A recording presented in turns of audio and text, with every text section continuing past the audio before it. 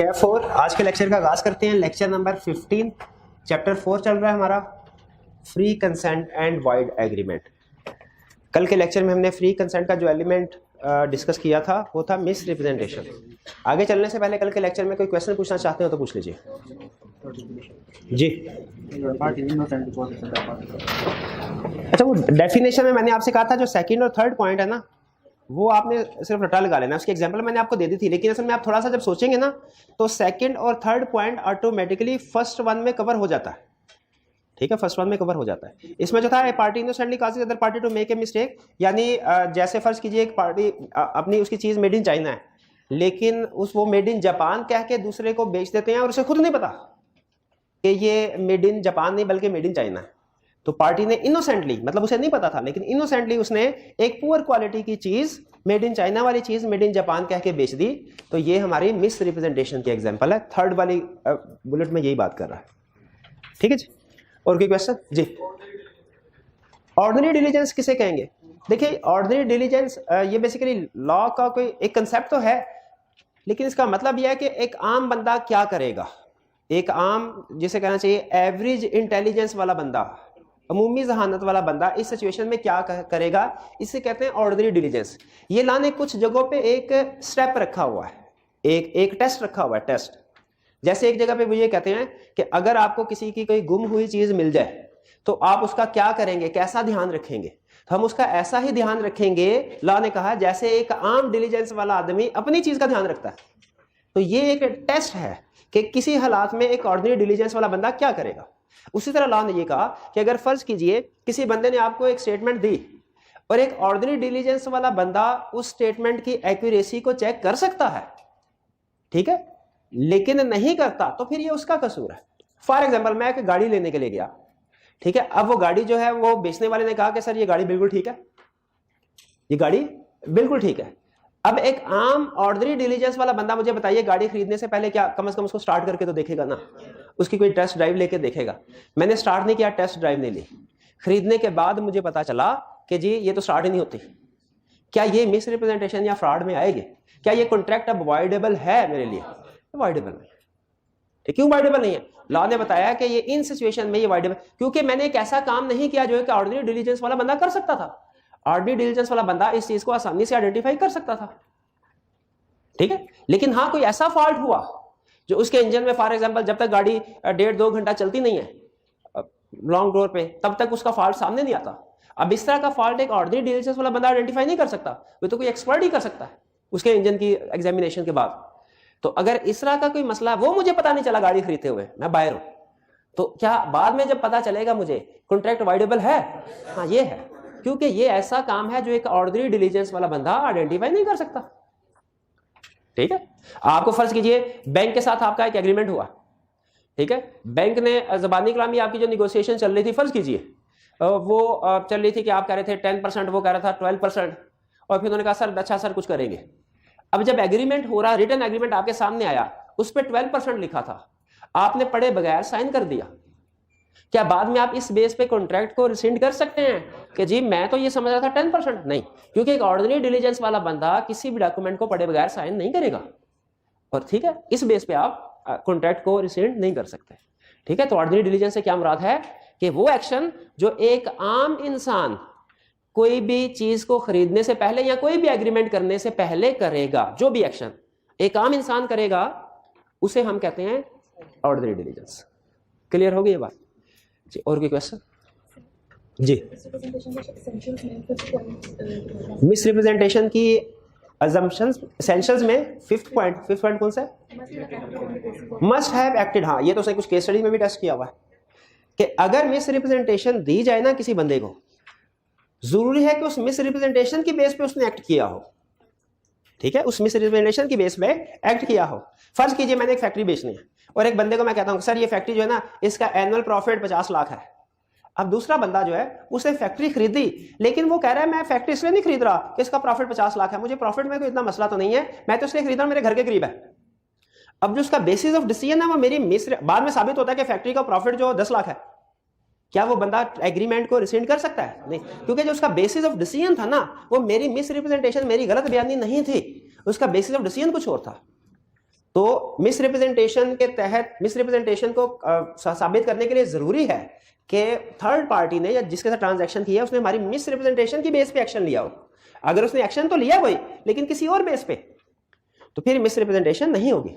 जैसे एक और केस स्टडी में उसने कहा कि आपने कंपनी के शेयर्स खरीदे लेकिन कंपनी का जो प्रॉस्पेक्टस इशू किया हुआ था उसकी बेस पे नहीं बल्कि ब्रोकर की एडवाइस पे खरीदे, और बाद में पता चला कंपनी ने जो प्रॉस्पेक्टस इशू किया था उसमें गलती थी, गलत बयानी की गई थी। क्या आप मिसरिप्रेजेंटेशन या फ्रॉड की बेस पे इसको कैंसिल कर सकते हैं? क्यों? क्योंकि आपका बेसिस ऑफ एक्शन वो गलत स्टेटमेंट थी ही नहीं, ठीक है, आपने किसी और बेस के ऊपर डिसीजन किया था, ठीक है। तो मिसरिप्रेजेंटेशन का जरूरी है कि जो एक्शन लिया गया हो वो इस मिसरिप्रेजेंटेशन को सामने रख के इसकी बेस पे लिया गया हो, इस पे रिलाई करते हुए लिया गया हो, ठीक है जी। और कोई क्वेश्चन जी? Quality of subject of agreement क्या होता है? Quality of subject of agreement क्या होता है? आपने प्रैक्टिकली ये सुना हो कि ए ग्रेड चीज बी ग्रेड चीज, समटाइम्स कुछ चीजें जो होती है उनकी डिफरेंट क्वालिटीज होती है, ए क्वालिटी बी क्वालिटी सी क्वालिटी, ये होता है क्वालिटी ऑफ सब्जेक्ट मैटर।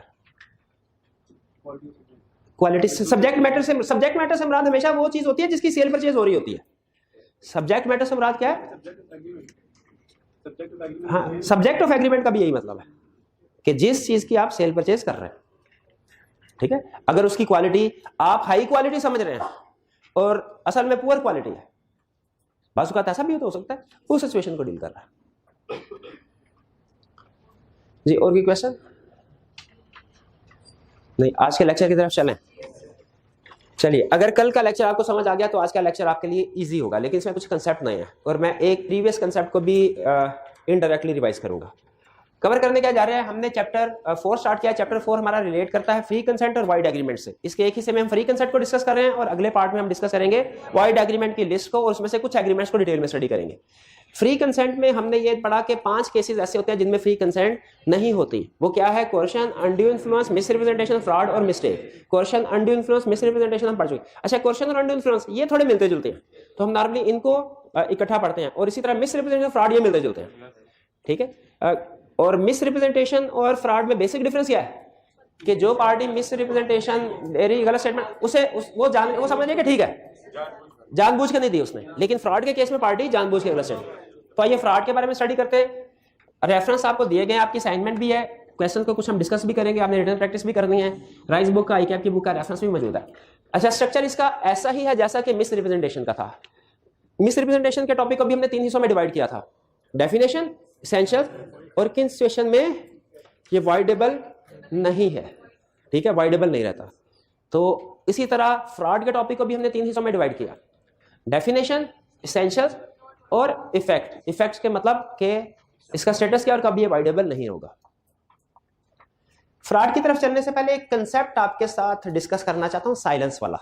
आपको याद है हमने शायद चैप्टर 2 में इसके बारे में पढ़ा था और आप थोड़ा सा कंफ्यूज भी हो जाते हैं। हाँ, साइलेंस, कभी सारा कहते हैं साइलेंस एक्सेप्टेंस है, कभी नहीं है। क्या पढ़ा था हमने? साइलेंस बेसिक रूल पढ़ा था, साइलेंस इज नॉट एक्सेप्टेंस। यानी अगर हम किसी को ऑफर देते हैं और कहते हैं कि अगर आपका 10 दिन के अंदर जवाब नहीं आया तो हम समझेंगे कि आपको मंजूर है, ये एक्सेप्टेंस नहीं होती। Silence is not acceptance unless आप कंसीडरेशन को रिसीव करें। जब आप कंसीडरेशन को रिसीव करते हैं ना चुप करके, तो फिर वो हमारी इम्प्लाइड एक्सेप्टेंस बन जाती है। जैसे वो जो शू शाइनर वाली एग्जांपल है, गाड़ी साफ करने वाली एग्जांपल है, इसमें भी तो हम साइलेंट थे लेकिन ये एक्सेप्टेंस बन गई, क्यों? कंसीडरेशन हमने रिसीव की। तो silence is not acceptance unless we receive consideration. उसी तरह इस टॉपिक में फ्रॉड वाले में भी साइलेंस दोबारा आ गई, लेकिन यहां पे क्या पढ़ रहे हैं? Silence is not fraud unless. अच्छा, अनलेस को बाद में डिस्कस करेंगे, पहले मैं आपको बता दूं साइलेंस इज नॉट फ्रॉड का मतलब क्या है, ठीक है। साइलेंस इज नॉट फ्रॉड का मतलब क्या है? हमारे लॉ में एक रूल होता है, let the buyer be aware. इसे आपने शायद कभी उर्दू में पढ़ा हो, मुश्तरी होशियार बाश, कभी इस तरह का। इस मुश्तरी कहते हैं खरीदार को, होशियार बाश का मतलब है वो खबरदार रहे जब चीजें खरीद रहा हो। अच्छा, लॉ ने ये बायर की जिम्मेदारी लगाई है। इसमें रूल क्या है? लॉ ने बायर की जिम्मेदारी लगाई है कि चीज खरीदते हुए उसकी अच्छे तरीके से एग्जामिनेशन कर ले कि सही है कि नहीं। सेलर की जिम्मेदारी नहीं है कि वो चीज के बारे में बताए कि इसमें ये डिफेक्ट है या नहीं है। ये थोड़ा सा इस्लामिक प्रिंसिपल्स के अगेंस्ट है, क्योंकि इस्लामिक प्रिंसिपल के मुताबिक तो आपकी प्रोडक्ट में अगर कोई फॉल्ट है आपको बता देना चाहिए, लेकिन लॉ क्या कहता है कॉन्ट्रैक्ट एक्ट ये कहता है कि अगर किसी चीज की सेल परचेज हो रही है, उसमें कोई खराबी है, तो ये बायर की जिम्मेदारी है उसकी एग्जामिनेशन करे। सेलर की जिम्मेदारी नहीं है कि वो बताए इसमें फॉल्ट है।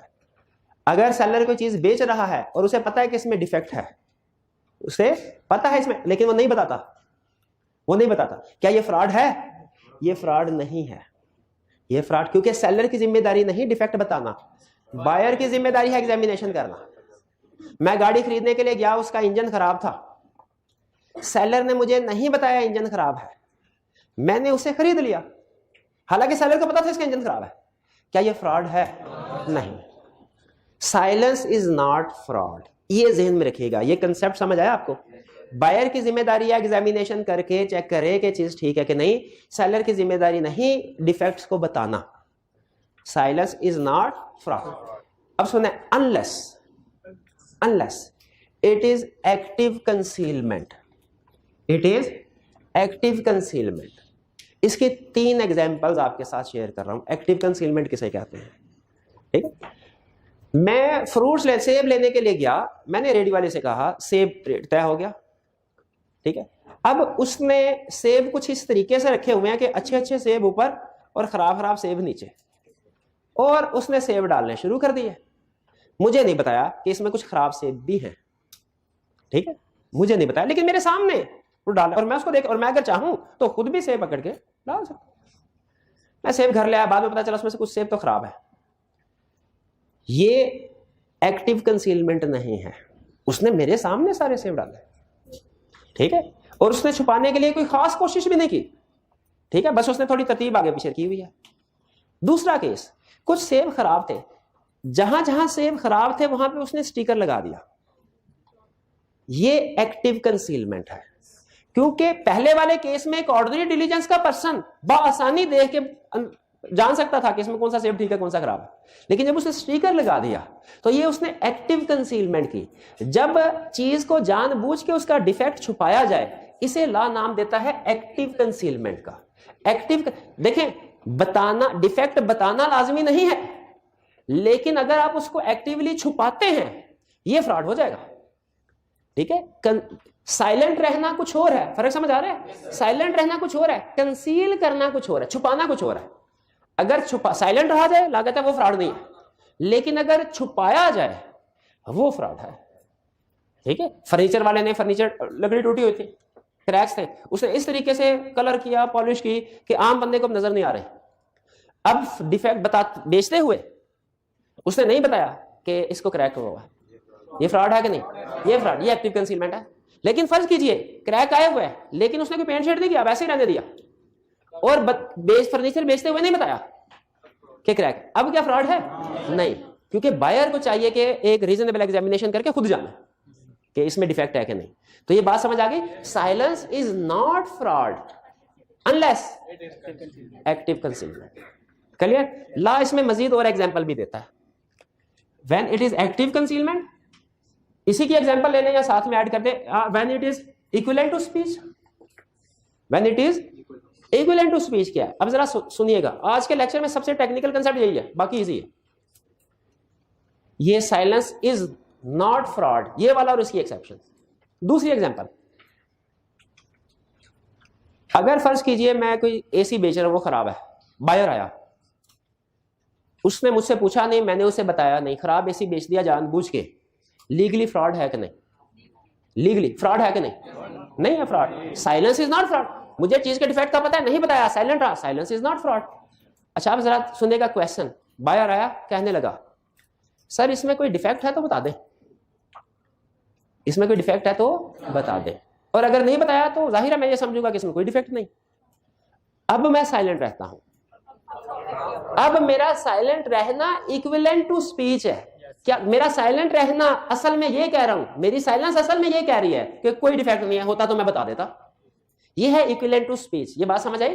क्वेश्चन की नेचर अगर वो पूछ ले, अगर बायर स्पेसिफिकली पूछ ले सर इसमें कोई डिफेक्ट है तो मुझे बता दे, अब मैं नहीं बताता, ये फ्रॉड, ये इक्विवेलेंट टू स्पीच है और ये फ्रॉड है।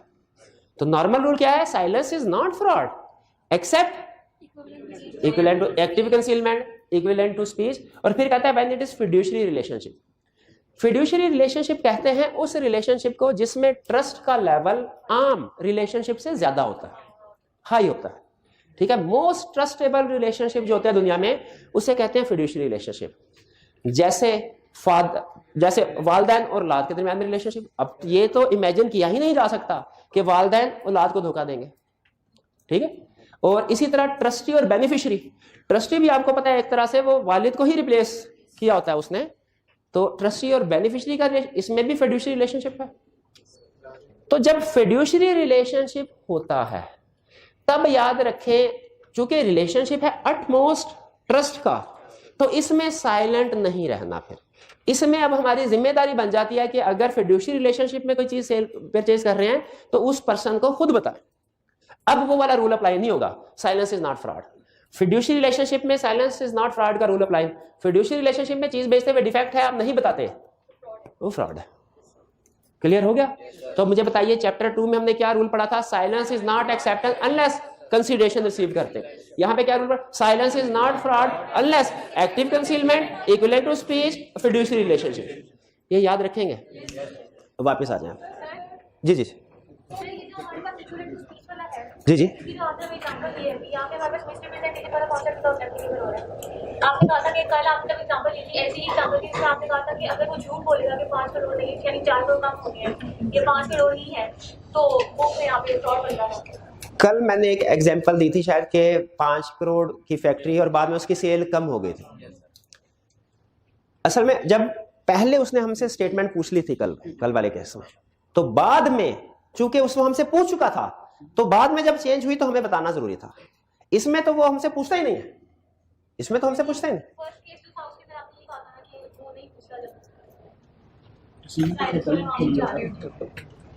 नहीं, वो केस क्या था पूरा, जहां तक मुझे याद आ रहा है मैंने ये कहा था कि एक बंदा हमारे पास, कल शायद ये डिस्कस हुआ था, फैक्ट्री खरीदने के लिए आया। हमने उसे कहा कि 5 करोड़ की सेल है, ठीक है, हमने उसे इंफॉर्मेशन दे दी थी।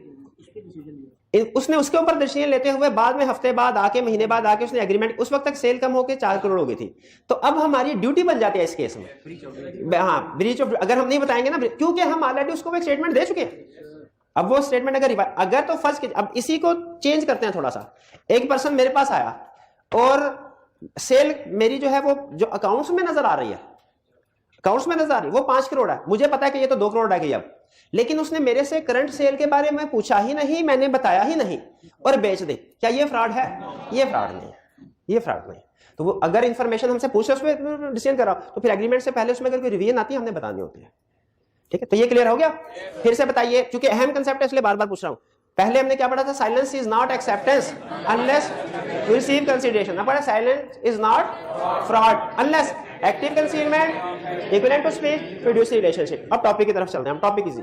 जी जी जी। अगर नेचर ऑफ डिफेक्ट की स्पेसिफिसिटी होती है, सेलर को बताना जरूरी है, लेकिन फिर वो साइलेंट रहता है तो भी इसको फ्रॉड नहीं कहेंगे। फ्रॉड आपने कहा कि अगर नेचर ऑफ डिफेक्ट ऐसा हो जो सेलर को बताना जरूरी हो, बायर को बताना जरूरी हो।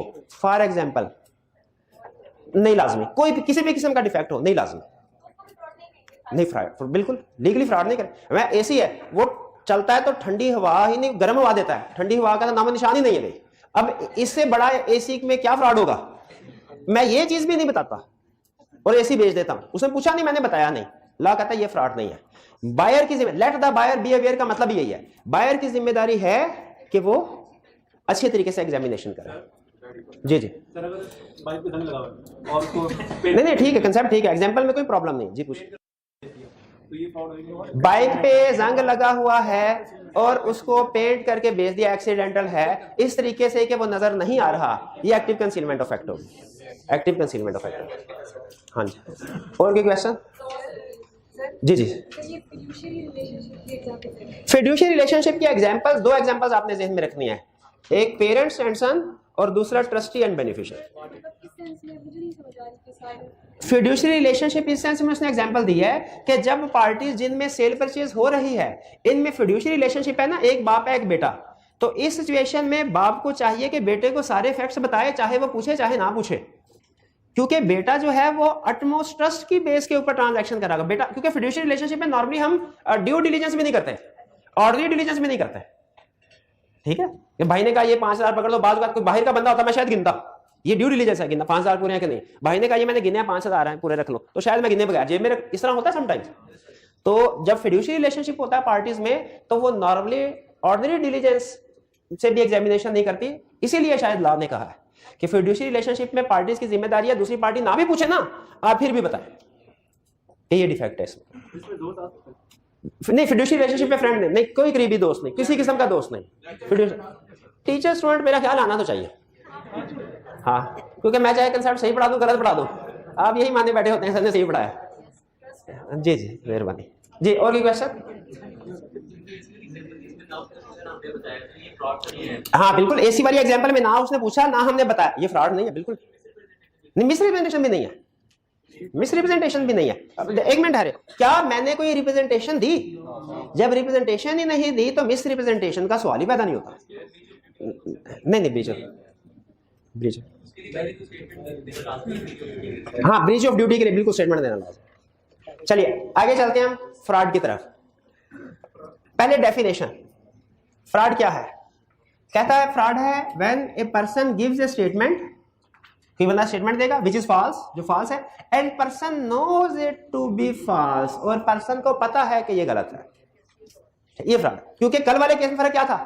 Person knows it to be true, आज को पता है गलत है फिर भी बता रहा है, उसका मतलब फ्रॉड कर रहा है। दूसरी example, active concealment of facts. Facts कोई ऐसे रेलिवेंट फैक्ट्स हैं, ठीक है, जो बताएं तो फर्क पड़ेगा, उसको छुपाया गया, यह है एक्टिव कंसीलमेंट। वैसे मेरे ख्याल में यहां पे एक्टिव कंसीलमेंट ऑफ डिफेक्ट्स हो ना अगर, तो शायद आपको ज्यादा बेहतर तरीके से समझ आ जाए। लेकिन बहरहाल आपको कंसेप्ट इस एक्टिव कंसीलमेंट से समझ आ जाना चाहिए कि अगर किसी किस्म के डिफेक्ट को हम एक्टिव स्टेप्स लेके छुपाएं वो फ्रॉड होगा। अगर डिफेक्ट है छुपाया नहीं, बताया भी नहीं, नो फ्रॉड। डिफेक्ट है एक्टिवली छुपाया स्टेप्स लेके, वो फ्रॉड होगा। एम्प्टी प्रॉमिस, ये क्या?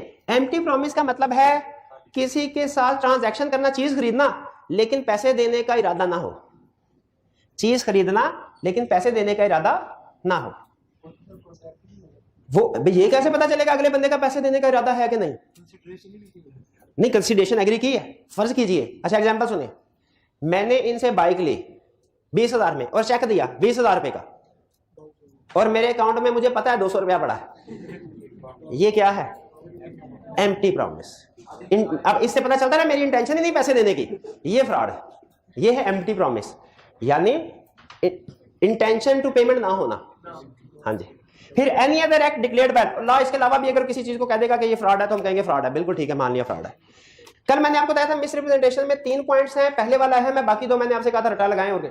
आज के लेक्चर में बता रहा हूं कि ये तीनों पॉइंट्स केस स्टडी के पॉइंट ऑफ व्यू से अहम है, ठीक है। डेफिनेशन भी याद करनी है हमने, और कंसेप्चुअली भी केस स्टडी में भी ये सॉल्व होंगे। पहला भी कि उसको पता है फॉल्स है, हाँ, ये वाला जो लफ्ज है ना, ये आपको मिस रिप्रेजेंटेशन और फ्रॉड में डिफरेंशिएशन करवाएगा, ठीक है। और बाकी 2 तो सिंपल फ्रॉड है। इसका मतलब ये है कि इफेक्ट में, मिस रिप्रेजेंटेशन के इफेक्ट में और फ्रॉड के इफेक्ट में कुछ ना कुछ फर्क है, इसीलिए हमारे लिए डिफरेंशिएशन करना जरूरी है। डेफिनेशन क्लियर हो गई? यहां तक कोई कंसेप्ट है, क्वेश्चन है तो पूछ ले। जी मेरे भाई। तो इतनी एग्रेसिव स्टेटमेंट ना दिया करें, ठीक, बाद में कंसल्ट कर लीजिएगा। क्या मसला इसमें डेफिनेशन में?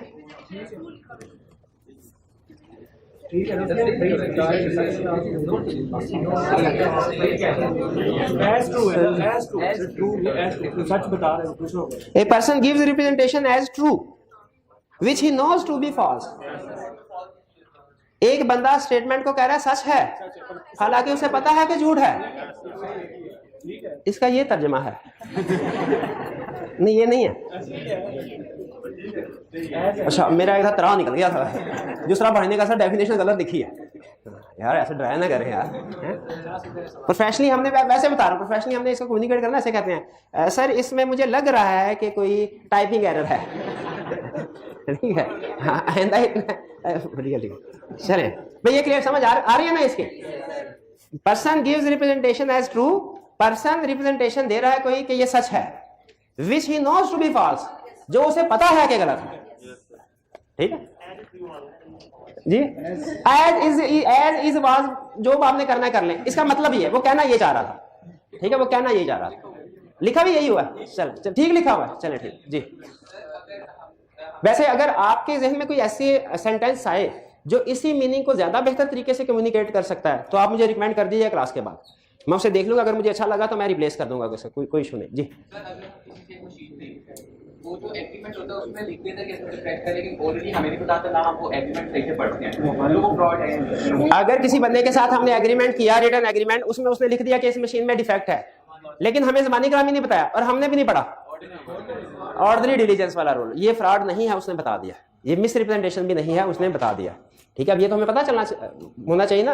हाँ जी, और ये किसी भी कागज के ऊपर साइन करने से पहले ये पढ़ना चाहिए, उसको पढ़ना चाहिए। ये बड़ों ने नसीहतें की है, इनके पीछे कुछ ना कुछ रीजन है जी। और कोई क्वेश्चन? चलिए आगे चलते हैं। एसेंशियल्स, एसेंशियल्स तकरीबन वही है जो हमने कल पढ़े थे। पहला एसेंशियल, फ्रॉडुलेंट स्टेटमेंट कौन दे रहा हो? फ्रॉड बाय पार्टी या उसका एजेंट। स्ट्रेंजर ने अगर कोई गलत स्टेटमेंट जानबूझ के दी है, थर्ड पार्टी ने, हाँ जी, वो फ्रॉड नहीं समझा जाएगा। दूसरा, person knows it to be false. ठीक है, जो स्टेटमेंट बंदा दे रहा है उसको पता हो कि मैं गलत स्टेटमेंट दे रहा हूं। ठीक है, अगर अपने ख्याल में वो सही स्टेटमेंट दे रहा है वो मिस रिप्रेजेंटेशन में चली जाएगी। रिलेट्स टू फैक्ट, ये कोई फैक्चुअल स्टेटमेंट होनी चाहिए, ओपिनियन या जजमेंट्स वगैरह वो नहीं होनी चाहिए। अगर किसी ने कोई ओपिनियन दिया, मेरे ख्याल में इसकी प्रोडक्शन इतनी है, वो फिर फ्रॉडलेंट स्टेटमेंट, फ्रॉड कंसीडर नहीं होता। ओपिनियन का मतलब यही होता है भाईजान मैं कंफर्म नहीं हूं, आप अपनी तसल्ली कर ले। Acted by other party on the basis of false statement, ये वही कल वाली जो भी स्टार्ट में भी डिस्कशन हुई थी कि जरूरी है हमने जो फ्रॉडलेंट स्टेटमेंट दी हो ना, थर्ड पार्टी ने उस स्टेटमेंट के बेस पे एक्शन लिया हो। जैसे कल एग्जांपल दी थी, घोड़े के साथ सर्टिफिकेट जाली लगाया, लेकिन बायर ने वो सर्टिफिकेट देख के नहीं किसी और बेसिस पे डिसीजन किया, क्या ये फ्रॉड है? नहीं है। और फिर अच्छा, ये फ्रॉड में अहम पॉइंट है, अदर पार्टी सफर्ड लॉस, कि दूसरी पार्टी को लॉस हुआ हो। अगर हमने फ्रॉड तो किया लेकिन दूसरी पार्टी को फायदा हो गया, फर्ज कीजिए, तो फिर वो हमारे खिलाफ फ्रॉड का केस फाइल करने के लिए जरूरी है कि नुकसान हुआ हो।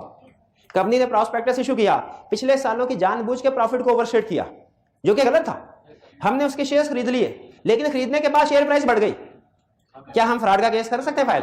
नहीं कर सकते। क्यों? हमें नुकसान ही नहीं हुआ, हमें तो फायदा हो गया। तो इसका मतलब है अब ये फ्रॉड, हालांकि है फ्रॉड, उसने किया हमारे साथ फ्रॉड ही, लेकिन चूंकि हमारा नुकसान नहीं हुआ तो इसीलिए लॉ इस केस को एक्सेप्ट नहीं करेगा।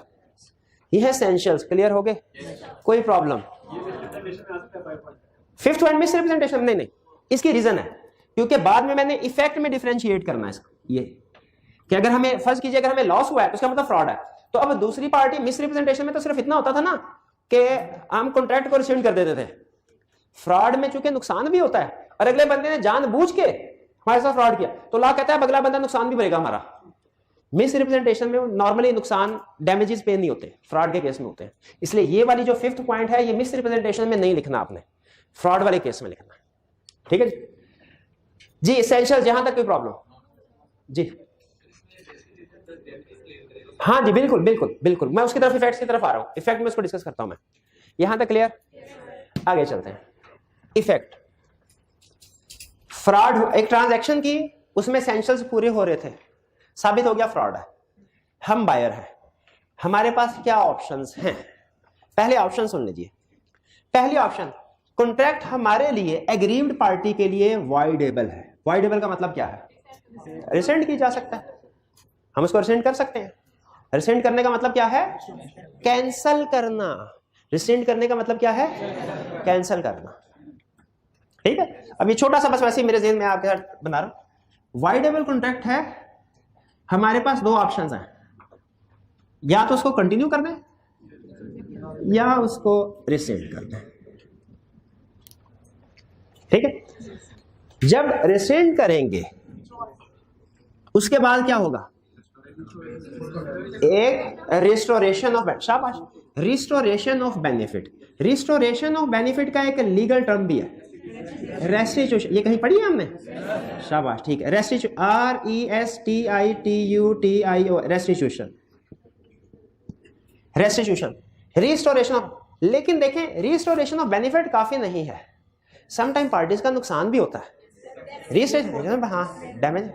अब गाड़ी का इंजन खराब था, उसकी ब्रेकें फेल हो जाती थी 50 से ऊपर स्पीड जाए तो। अब मैंने 5 लाख दे के गाड़ी ली, हो गया, अब एक्सीडेंट हो गया, ठीक है। अब उसमें फर्ज कीजिए कि जी मेरा कुछ और नुकसान भी हुआ। अब मैं जब उसके पास जाऊंगा तो फ्रॉड का केस करूंगा तो मैं सिर्फ ये कहूंगा भाई ये गाड़ी वापस ले और मुझे मेरे पैसे दे, ये तो होगा ही होगा। रिस्टोरेशन में भाई जो मेरा नुकसान हुआ है मैं से वो नहीं कहूंगा भरो, क्योंकि उसकी वजह से हुआ नुकसान। इसी और फ्रॉड के केस में चूंकि ये ज्यादा स्वेयर केस है रिप्रेजेंटेशन की निस्बत, इसीलिए इसमें लॉ कहता है कि आपका राइट है, आपका जो नुकसान हुआ है आप उसे भरवा सकते हैं। तो मैं जो दूसरा केस फाइल करूंगा या अपने केस के अंदर जो क्लेम करूंगा रिस्टेटेशन ऑफ बेनिफिट के साथ साथ डैमेजेस। डैमेजेस का मतलब क्या होता है? Financial compensation of loss. लेकिन याद रखिएगा डैमेजेस किस चीज का होता है? डैमेजेस होती है कंपनसेशन लॉस की। इसमें मुझे बताना पड़ेगा कितना लॉस हुआ, लॉस साबित, और जितना लॉस होगा उतनी कंपनसेशन। मैं ये नहीं कह सकता कि मुझे 10 करोड़ का हर्जाना दे, नहीं नहीं। डैमेजेस क्लेम करने के लिए लॉस को प्रूव करना पड़ता है, ठीक है। ये आगे चल के एक चैप्टर में हम पढ़ेंगे। भाई ये क्लियर हो गया? अच्छा, अब इसी तरह चूंकि ये वाइडेबल है, फ्रॉड था, कॉन्ट्रैक्ट वाइडेबल है, अगर हम वाइड करते हैं रिस्टोरेशन ऑफ बेनिफिट्स हो गया, डैमेजेस क्लेम करेंगे। डैमेजेस कब? अगर लॉस हुआ, ठीक है। अच्छा यहां पे बता दूं एक, सम टाइम अगर हम कंटिन्यू करते हैं ना लेकिन लॉस हुआ, अब मैं गाड़ी नहीं बेचना चाह रहा, कंटिन्यू, इसमें भी मेरे पास ऑप्शन है मैं डैमेजेस क्लेम कर सकता हूं।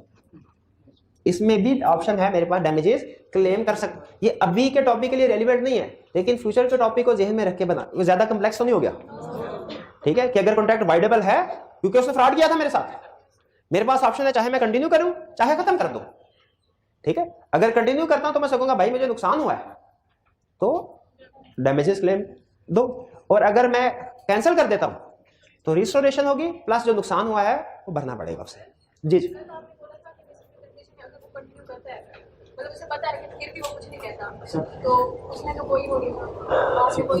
अच्छा, ये ना एडवांस कंसेप्ट की तरफ हम चलते जा रहे हैं। मैंने सोच सोच के ये डिसाइड किया कि आपको बता दूं डरते डरते, लेकिन अब आप उससे आगे सोच रहे हैं। हाँ छोड़ दें इसको, हाँ अब ये यही बेहतर है। ये कंसेप्ट डिस्कस जरूर होगा आगे चल के, ठीक है, डिस्कस जरूर होगा। चलिए अच्छा अभी वापस आ जाता है, वाइडेबल और डैमेजेस क्लेम करना है, ये दोनों पॉइंट समझ आ गए। लेकिन कुछ केसेस में ये फ्रॉड होने के बावजूद वाइडेबल नहीं रहेगा। किन केसेस में? Agreed party could have discovered with ordinary diligence. अगर फ्रॉड की नेचर ऐसी थी आम बंदा आसानी के साथ डिस्कवर कर सकता। Agreed party did not act on the basis of fraudulent statement. Fourth, agreed party takes benefit after becoming aware, तो फिर भी वाइडेबल नहीं है, ठीक है। जैसे हम चले कर लेते हैं डिस्कस को। ये वाइडेबल कॉन्ट्रैक्ट था, मुझे इसके डिफेक्ट का पता चला, इसकी ब्रेक फेल हो जाती है 50 के ऊपर स्पीड जाए तो, लेकिन गाड़ी फिर भी मुझे पसंद आई। मैंने कहा यार ऐसा करते हैं, रिसेंड नहीं करता इसको, लेकिन क्या ब्रेक को रिपेयर करवाने के लिए जो खर्चा मेरा ऊपर एक्स्ट्रा लगे मैं वो क्लेम कर सकता हूं? बिल्कुल। अच्छा अगर मैं वो क्लेम कर लेता हूं, इसके बाद दोबारा मसला होता है, अब मेरे लिए ये एग्रीमेंट वाइडेबल नहीं रहा। ये क्वेश्चन था ना आपका, अब मेरे लिए एग्रीमेंट वाइडेबल नहीं रहा। क्यों? लॉ ये कहता है अगर आप अवेयर होने के बाद भी बेनिफिट उठाते हैं तो फिर आपके लिए एग्रीमेंट वाइडेबल नहीं रहता। क्लियर होगी ये बात? जी आपका क्वेश्चन यही था, हो गया क्लियर? चलिए आगे चलते हैं। If an innocent third party has acquired some interest, क्या मतलब? आगे थर्ड पार्टी को बेच दी चीज, बाद में उसे पता चला कि ये मेरे साथ फ्रॉड हुआ था, मैंने इनको फ्रॉडुलेंट स्टेटमेंट के साथ कोई चीज बेची, इन्होंने आगे बेच दी, बेचने के बाद इनको पता चला इनके साथ मैंने फ्रॉड किया था, ये मेरे खिलाफ फाइल कर सकते हैं। पर if parties can not be restored to original position, अगर सब्जेक्ट मैटर डिस्ट्रॉय हो गया, कंज्यूम हो गया, तो इसका मतलब अब पार्टीज ओरिजिनल पोजीशन में रिस्टोर नहीं हो सकती, कॉन्ट्रैक्ट भी वाइडेबल नहीं रहा, ठीक है। क्योंकि वाइडेबल में जब आप उसको रिसेंड करते हैं तो फिर आपको रिस्टोरेशन करनी पड़ेगी, रिस्टोरेशन पॉसिबल ही नहीं। क्लियर? ये सारे पॉइंट वही वाले थे कल वाले, इनमें एक चीज नहीं थी, ये वाली फिफ्थ पॉइंट। कल वाला एक पॉइंट उन्होंने निकाल के फिफ्थ वाला ऐड कर दिया उसमें। पॉइंट कल भी 5 थे, आज भी 5। जी वन बाय वन। दो पैसे भी नहीं देने उसने, वो भी चीज खराब है। अच्छा, दो लोग एग्रीमेंट करे, एक ने दूसरे बंदे को फाल्टी चीज दे दी, दूसरे ने उसको जाली चेक दे दिया। लॉस एक को ही होगा, किसको? जिसको जाली चेक मिला।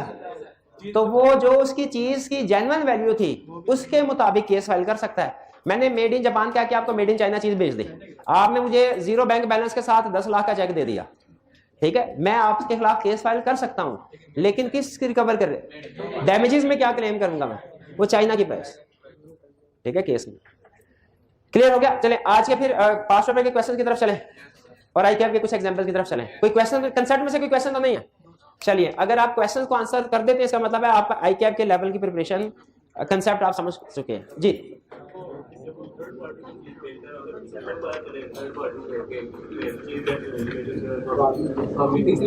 हाँ, मैंने इनको भेजी चीज, इन्होंने आगे इनको भेज दी। अब ये इनके लिए कॉन्ट्रैक्ट वाइडेबल नहीं है।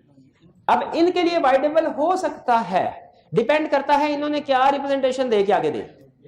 अगर इन्होंने भी वही गलत रिप्रेजेंटेशन दी तो फिर इनके लिए कॉन्ट्रैक्ट वाइडेबल, लेकिन ये इनके साथ डील करेंगे, ये थर्ड पार्टी डायरेक्ट मेरे पास नहीं आ सकती क्योंकि इनका कॉन्ट्रैक्ट इनके साथ हुआ है, ठीक है, और ये बाद में शायद कर सकता है लेकिन हमारे सिलेबस में इसका जिक्र नहीं हुआ। नहीं, फ्रॉड, जी बिल्कुल। चलिए पॉज कीजिएगा जी जी। अच्छा, ये चीज नोट कर लीजिए, exam point of, case study point of view से डिस्टर्बेंस करेगा एग्जाम में। ये फ्रॉड के लिए ये सारे एसेंशियल्स पूरे होना जरूरी है। अगर एक भी मिसिंग हो गया ना तो फिर वो फ्रॉड का केस नहीं बनेगा। यानी फर्ज कीजिए पार्टी ने स्टेटमेंट दी, स्टेटमेंट गलत थी, उसे पता था स्टेटमेंट गलत है, दूसरी पार्टी ने एक्ट भी किया, दूसरी पार्टी को नुकसान भी हुआ, लेकिन स्टेटमेंट देते हुए सिर्फ उसने लिख दिया था इन माय ओपिनियन। तो चूंकि एक एसेंशियल भी मिसिंग हो गया तो अब ये फ्रॉड नहीं होगा, ये फ्रॉड का केस नहीं बनेगा। लेकिन जो इफेक्ट्स है, इफेक्ट्स एग्री, इसमें से भी एक भी अगर सिचुएशन आ गई ना एग्जाम में तो हम कहेंगे वाइडेबल नहीं, ठीक है जी। चलिए जी, ये लाइट्स वगैरह देख लीजिए जी, डिस्कशन करें स्टार्ट। चलिए ये क्लोज करते हैं, फिर बुक्स वाला क्लोज करते हैं, सिर्फ आपके कंसेप्ट्स का इम्तिहान है।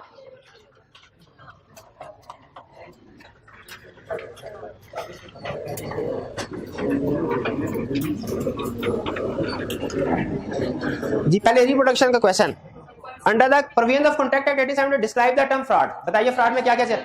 पर्सन ने स्टेटमेंट दी, उसे पता था फॉल्स है, फॉल्स। दूसरा पॉइंट क्या था? Active concealment of act. तीसरा एम्प्टी प्रॉमिस, और fourth fitted, any act fitted are declared to be fraud. Correct जी। अब ये कुछ केसेस आ गए हैं छोटे छोटे, वन बाय वन डिस्कस करें। Briefly discuss whether following agreements are caused by fraud. A, Azam sells to Babar locally manufactured goods representing them to be imported goods charging a higher price. Fraud. B, Zia, a furniture dealer, conceals the cracks in furniture sold by him by using some packing material and polishing it in such a way that the buyer, even after reasonable examination, cannot trace the defect. Active concealment of fact है, fraud है, शाबाश। C, buying goods under a contract of sale with an intention of not paying the price. Empty promise, ये भी fraud. अच्छा, कैसे पता चलता है इंटेंशन थी कि नहीं थी? उसके दिमाग में घुस के थोड़ी देखते हैं हम, कैसे पता? हाँ, क्वेश्चन में। और नॉर्मली अगर आपने पैसे नहीं है लेकिन चेक दे दिया, ठीक है, बैंक अकाउंट में पैसे नहीं लेकिन चेक दे दिया, तो ये फ्रॉड समझा जाता है। इसका मतलब आपकी इंटेंशन नहीं पेमेंट करने की। सी, बाइंग गुड, अच्छा ये हो गया। D, a company issued a prospectus containing a statement that company paid dividend between 2001 and 7, implying that company has been profitable. In fact, the company suffered loss in these years and paid dividend out of reserve. असल में company को loss हुआ था लेकिन company ने represent किया कि ये प्रॉफिट है। बताइए फ्रॉड है कि नहीं? बिल्कुल ये फ्रॉड है, फ्रॉड, ठीक है। अच्छा, हम सिर्फ इन इफेक्ट्स के ऊपर जो उसने क्वेश्चन में दिया डिसीजन करेंगे। आगे जाहिर है अंडरस्टूड है कि किसी दूसरी पार्टी ने इस स्टेटमेंट की बेस के ऊपर शेयर्स खरीदे भी हों, उसको लॉस भी हुआ हो वगैरह, लेकिन चूंकि बाकी चीजों के बारे में वो हमें क्वेश्चन में इंफॉर्मेशन नहीं दे रहा, हम भी उनके ऊपर कमेंट नहीं करेंगे। गिवन जितनी भी इंफॉर्मेशन दी है उसके मुताबिक ये फ्रॉड बनता है। Next, Amir sold his house to Basit for rupees 10 million. The house was mortgaged with Salman for rupees 10 million. Amir did not inform Basit about it although it was his legal obligation to do so. अच्छा, ये उसने अच्छी case study practically बनाई है। जब हम practically किसी के साथ एग्रीमेंट करें ना प्रॉपर्टी की सेल परचेज का, जो डॉक्यूमेंट बनता है उसमें ये लिखा होता है कि सेलर की जिम्मेदारी है अगर इस प्रॉपर्टी को मॉर्गेज गिरवी वगैरह रखवा के लोन लिया गया है, सेलर की जिम्मेदारी बताए, और अगर वो नहीं बताता है तो इसका मतलब है वो फ्री ऑफ चार्ज है।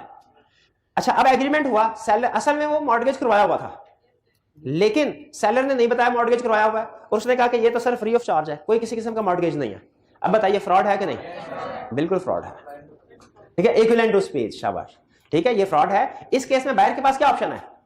कॉन्ट्रैक्ट को रिसेंड भी कर सकता है, रिसेंड कर और डैमेजेस भी क्लेम कर सकता है, क्योंकि जाहिर है जो उसने 10 महीने उसको दिया, महीने 2 महीने 3 महीने जितनी भी उसकी पेमेंट डिले हुई है, उसका इक्विवेलेंट इंटरेस्ट जो है वो उसे क्लेम कर सकता है। नहीं, ये देखिए, ये कह रहा है लीगल ऑब्लिगेशन, उसकी लीगल ऑब्लिगेशन थी। ठीक है, उसकी लीगल ऑब्लिगेशन थी कि वो बताता, उसने नहीं बताया, तो इसका मतलब यही समझा जाएगा ना कि वो उसका फ्री ऑफ एनी मॉर्गेज। अगर हाँ पूछा नहीं, लेकिन उसकी लीगल रिस्पॉन्सिबिलिटी थी, लीगल ऑब्लिगेशन थी उसकी कि वो खुद से बताए। ठीक है, प्रॉपर्टी के एग्रीमेंट्स में लीगल ऑब्लिगेशन। अब मेरी अगर लीगल ऑब्लिगेशन है, एक चीज मैंने आपको बतानी है, ठीक है, वो आपने नहीं पूछा, तो क्या मैं अब आप आए, अब आप थोड़ी मुझे ये बताते हैं कि सर ये कंसेप्ट समझाइए, ये कंसेप्ट समझाइए, ये कंसेप्ट समझाए, आप तो नहीं मुझे कहते ना। ये तो मैं आपका सिलेबस देख के आपको कंसेप्ट सिखा रहा होता हूं, ये मेरी ऑब्लिगेशन है। आप अगर मेरे से नहीं भी पूछते कि सर आपने सारे कंसेप्ट समझा दिए, लेकिन उसके बावजूद मेरी जिम्मेदारी है सारे कंसेप्ट समझाओ। ठीक है, और अगर मैंने सिलेबस कंप्लीट नहीं करवाया, आपने पूछा भी नहीं, मैंने सिलेबस कंप्लीट, क्या मेरी जिम्मेदारी नहीं है? जिम्मेदारी है ये। ठीक है, इसीलिए जब लीगल ऑब्लिगेशन है किसी की कि वो बताए और नहीं बताता, ये फिड्यूशियरी रिलेशनशिप में भी तो यही कंसेप्ट था कि उस बंदे की लीगल रिस्पॉन्सिबिलिटी थी, दूसरी पार्टी ना भी पूछे तो वो बताए। Next,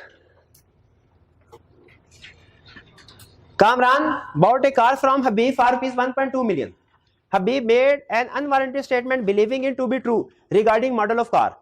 The model of car could have been discovered by ordinary diligence. No, हाँ? क्या कॉन्ट्रैक्ट एग्रीमेंट वाइडेबल है? नहीं है। क्यों? ऑर्डिनरी डिलीजेंस से डिस्कवर हो सकता था। जी, Amir sells by auction to Bano a horse which Amir knows to be unsound. उसे पता पागल है घोड़ा। Amir says nothing to Bano about the horse unsoundness. कितने स्टूडेंट्स का ख्याल है ये फ्रॉड है? कितनों का ख्याल है फ्रॉड नहीं है? नहीं, सर्टिफिकेट कुछ नहीं बताया बॉस ने, इसका मतलब है वो इन्वॉल्वमेंट नहीं है, उसकी सर्टिफिकेट नहीं है कोई। जी, ये फ्रॉड नहीं है, फ्रॉड नहीं है। हाँ जी, क्योंकि silence is not fraud. Let the buyer be aware. Buyer की जिम्मेदारी है कि वो उसकी चेकिंग करे। जी, मतलब वो अनसाउंड है ना, वो तो उसको बताना चाहिए ना। नहीं, हॉर्स अनसाउंड उसको नहीं, लाजमी नहीं है। अगर हॉर्स आपकी जो चीज बेचे उसमें कोई भी डिफेक्ट है, सेलर की जिम्मेदारी नहीं है डिफेक्ट बताए। हाँ, ऑर्डिनरी डिलीजेंस से डिस्कवर कर सकता था। ऑर्डिनरी डिलीजेंस, वो घोड़े की सवारी, मैंने तो उसे पता नहीं है, मुझे घोड़े की सवारी करे मेरा पता चल जाता है। वो एक दो दुलतियां हमारे पता चल जाता है, इसका दिमाग ठीक नहीं है। तो ये याद रखे, फिर बता रहा हूं, सेलर के लिए अपनी गुड का डिफेक्ट बताना लाजमी नहीं है। ये बायर की जिम्मेदारी है कि वो इंस्पेक्शन करे, reasonable inspection.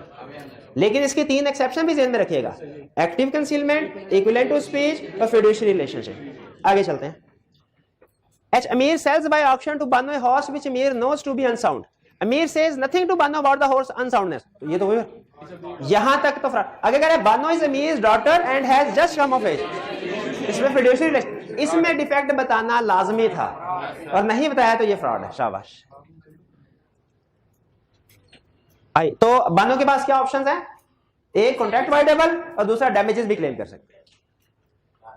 I Amir sells by auction to Bano, कितनी दफा बेचेगा ये, फिर भी वही है। अच्छा, Amir sells by auction to Bano a horse which Amir knows to be unsound.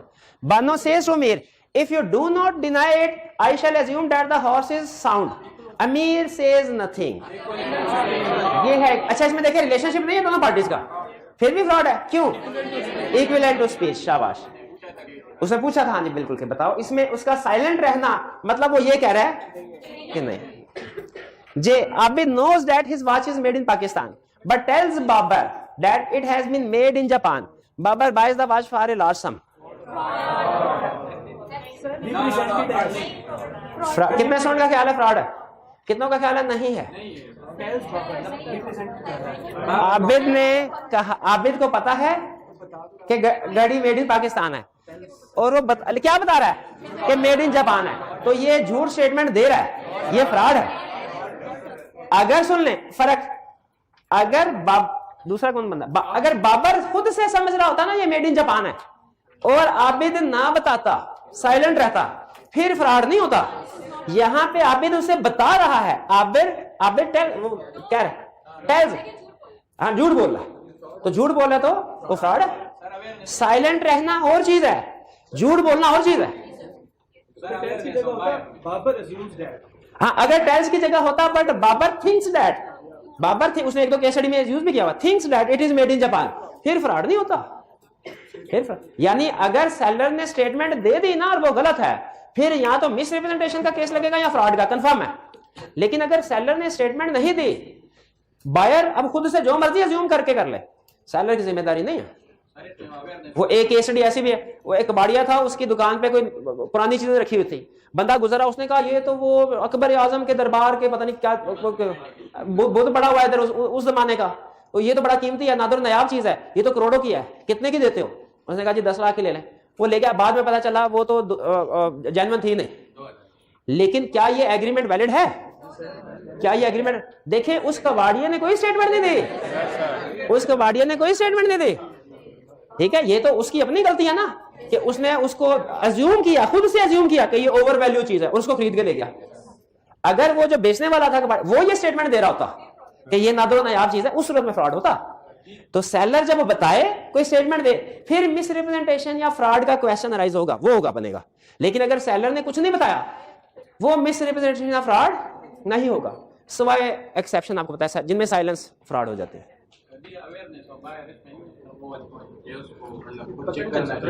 हाँ, तो उसे खुद से बिल्कुल इसमें वो भी let the buyer be aware, वही पॉइंट आएगा कि उसे खुद तसल्ली कर लेनी चाहिए खरीदने से पहले। नहीं, एक्टिव का उसने कुछ भी नहीं कहा। हाँ जी, आगे चलते हैं। Next, briefly discuss weather agreed party can rescind the contract in following cases. Abid knows that his watch is made in Pakistan but tells Babar that it has been made in Japan. Babar, अब देखें, उसने बता दिया उसको, Babar pays amount for the watch and Abid delivers it next day. On delivery, Babar discovered the fraud committed by Abid. अब देखें, आबिद ने खुद स्टेटमेंट दी है कि ये मेड इन जापान है, तो ये फ्रॉड है, ये एग्रीमेंट। अब उसने रिक्वायरमेंट थोड़ी बदल दी है, पहले था बताए फ्रॉड है कि नहीं, अब वो बता रहा है बताइए कि एक पार्टी कॉन्ट्रैक्ट को rescind कर सकती है कि नहीं, कर सकती है, और उल्टा डैमेजेस भी क्लेम कर सकती है। B, Burhan Limited bought majority shares of Hussain Limited in order to gain control over new technological research being undertaken by Hussain Limited and also hired a consultant who gave report on financial performance of Hussain Limited. ठीक है, company खरीदने से पहले consultant को engage करके कहते हैं कि आप रिपोर्ट बनाएं, but this report was not considered while making decision to buy shares. ये अहम चीज है। Later Burhan Limited discovered that report on financial performance contained some errors not intentionally by the consultant.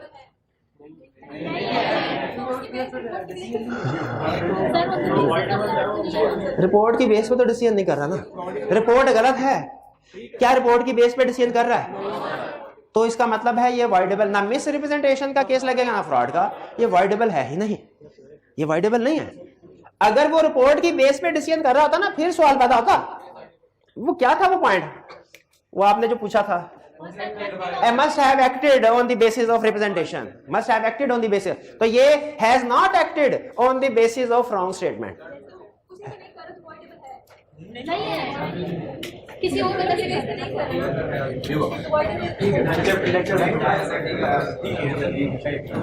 वो कंसेप्ट को सही तरह पढ़ेंगे ना तो समझ लग जाएगी, समझ लग जाएगी। नहीं, मैं कहीं उल्टा लाभ नहीं पढ़ा गया, नहीं, इसका मतलब ये इनका है, मैं नहीं, एक मिनट है, ये जो लिखा ना voidable but not in following cases, इसका मतलब क्या है, वैसे एग्रीमेंट वाइडेबल होगा, इन केसेस में वाइडेबल, इसका मतलब क्या है, इन केसेस में वो वैलिड होगा, इन केसेस में वो वैलिड होगा। चले ये आगे चलते हैं, कहां पे थे? हाँ, सी, Anum Limited bought majority shares of Sanam Limited on the basis of financial statements which were materially misstated. After discovering the fraud, अच्छा अब ये देखें यहाँ पे उसने on the basis of financial जो कि मिस्टर, इसमें हाँ लग रहा है ये या तो मिसरिप्रेजेंटेशन निकलेगी या फ्रॉड। आगे क्या कह रहा है, कह रहा है after discovering the fraud Anam limited transferred high value properties of Sanam limited to itself on low price to cut its losses. जिस फ्रॉड सामने आने के बाद उसने कहा चलो मेरे साथ धोखा तो हुआ लेकिन इसकी हाई प्रॉपर्टी वैल्यू अपने आप ट्रांसफर कर दो। बताइए अब क्या एग्रीमेंट वाइडेबल है? क्यों वाइडेबल क्यों नहीं है? After discovering the facts taking benefits, ठीक है, अब फैक्ट डिस्कवर होने के बाद उसने बेनिफिट ले लिए, ठीक है, हाँ जी, तो अब ये वाइडेबल नहीं है। आगे चलते हैं, नहीं थैंक्स अभी नहीं है। पार्टी कैन, ठीक है भाई। Ahmad sold certain goods to Umar by fraud. Umar sold the same to Ali, who acquired it in good faith and for consideration. Later, Umar discovered the fraud. Transferred to innocent party, third party. शाबाश। तो ये agreement voidable नहीं है, contract voidable नहीं है। E. Ahmed sold wheat of certain quality to Hassan by fraud, which Hassan and his family consumed. Later, Hassan discovered the fraud regarding quality of it. Cannot be restored to original. Parties cannot be restored to original position. F. Abid knows that his watch is made in Pakistan but tells Babar that it has been made in Japan. Babar pays amount for the watch and Abid delivers it next day. Babar committed one of his clients Arslan a made in Japan watch based on contract with Abid. On delivery, Babar discovered the fraud committed by Abid. What course of action is available to Babar? अच्छा मुझे बताइए, आबिद ने बाबर को दिया, बाबर ने आगे client को वो डिलीवर करनी थी घड़ी, क्या बाबर ने क्लाइंट को घड़ी डिलीवर कर दी हुई है? नहीं की अभी, तो एग्रीमेंट कॉन्ट्रैक्ट क्या है इसके लिए?